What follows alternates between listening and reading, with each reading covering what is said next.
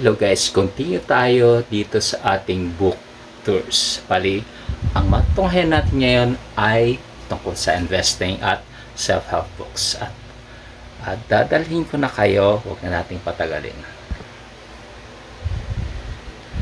Kahapon, ito yung mga pinakita ko sa inyo. Ayan. Tapos, ito. Yung mga books ni Robert Kiyosaki, ni Thomas J. Stanley. Tapos dito naman sa banda rito ay mga inspiration at mga Christian book. Yung mga hindi nakapanood kahapon o ng isang araw ay papasadahan natin ngayon. Ayan.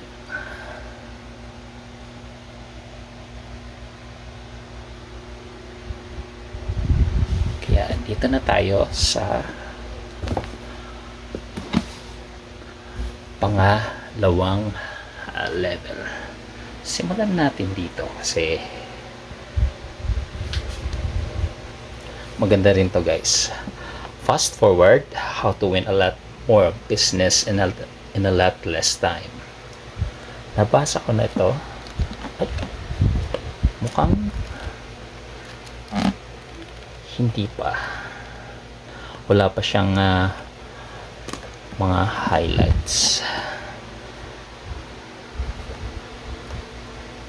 Sa Jericho din ito na bili. At ito, Good Boss, Bad Boss by Robert L. Saran. Check natin kung saan natin nabili. Sa Jerry Bookstore for 79 reals. Ito lang guys, di ko pa nakita to dito sa Pilipinas, pero tiyak ko meron naman, lalo na siguro sa National Bookstore o sa Fully Book. Ito naman, Mr. Jones Rules. Ito guys, yung mga self-help books natin, ito tiyak ko sa Jerry Bookstore ko to nakita. At eto, kung mahilig kayo sa mga sosyalan,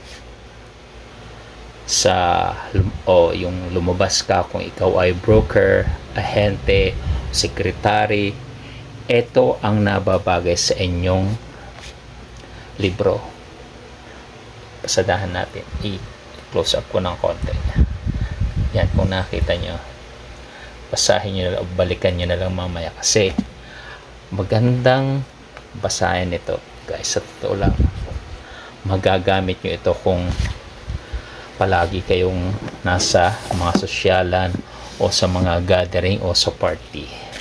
Sigurado gamit na gamit nyo yung salitang yan. Ewan ko lang kung meron dito sa Pilipinas kasi sa Jerry Bookstore ko din yan nakita. Ito, Think Yourself Rich.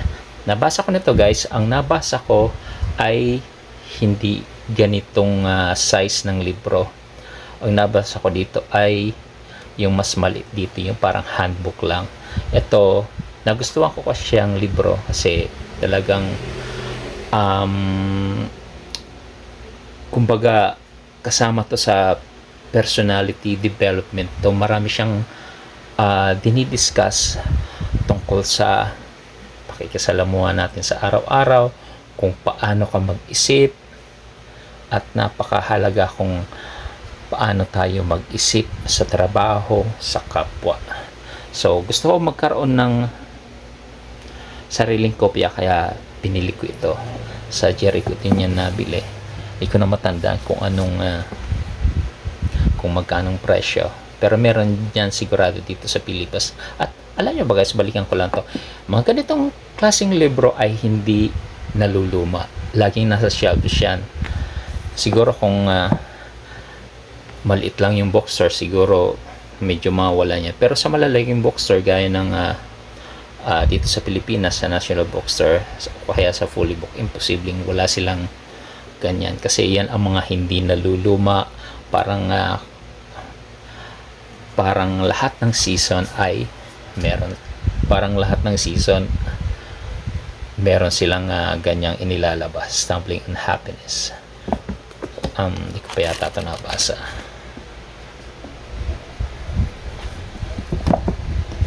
Ayan, nahirapan ako. The Rules of Life kay Richard Templar. Di ko pa talaga siya naayos ng gusto. Siguro pag nagsisimula na talaga akong review, kasi plano ko isa-isahin ko siyang i-book review. Ito naman siya, People Manipulation, at ito ang topic ko sa panibag kong book review. Kasama nito related kasi yan dun sa nabasa ko sa i-book review ko na Intimidation, yung Breaking Intimidation ni John Bever. Ito, Change Anything, 69 reals, so mga kulang-kulang 1,000 yan dito, o kung sa 15 pesos ang palitan ay malamang aabot na ng 1,000. Ito na, Becoming a Manager. Kung napansin guys, medyo matagal nang na-stuck ang librong ito. Ito, hindi ko pa naitutuloy basahin to. Ito naman, The Art of Conversation. Salabat pala, at medyo magulo pa ang pagkakaayos ko. Ito naman yung tungkol sa sales. It's a Sales Pro. Yan. Abangan nyo guys yung mga yung pang librong ilalabas ko, kasi meron pa akong hindi na ipapakita yatang libro. The Art of Conversation. Ito,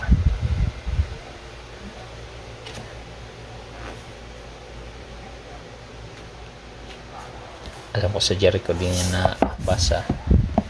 Ayun, ito, Beyond Shyness, How to Conquer Social Anxieties. So itong mga banda pala rito ay tulad ko to, yung para bang hindi makapagsalita sa madla, takot sa mga public speaking. Pero alam nyo ba guys, yung kurso ko nung college ako dyan sa FEU ay mass communication. Ito, yun guys, international bestseller ito, The 7 Habits of Highly Effective People. At magkakaibang cover yan guys, hindi yan o permanenteng ganyan ang cover. Minsan may maliliit din dyan na size. Norman Vincent Peale. Stay alive all your life.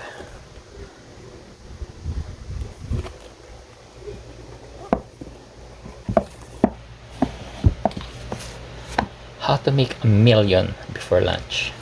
Parang create siya. Woman Power. Marami pala talaga akong hindi pa naayos, kasi gusto ko kasi parang yung mga related na libro pagsamasamahin ko na siya. The Power of Body Language. Alam niyo guys, pagka ganitong mga libro, bihirang-bihirang i-sale yan.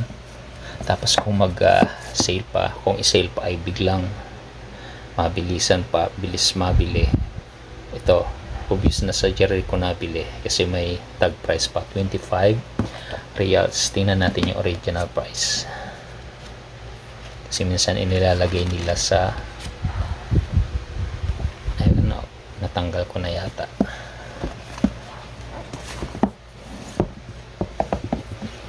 Ito naman kay Dr. Phil McGraw, Real Life. Alam ko may naipakita na akong libro sa kanya dito kahapon. Ay, eto, balikan natin. Yan, yung Family First. So, ibig sabihin, hindi ko pa talaga siya na aayos.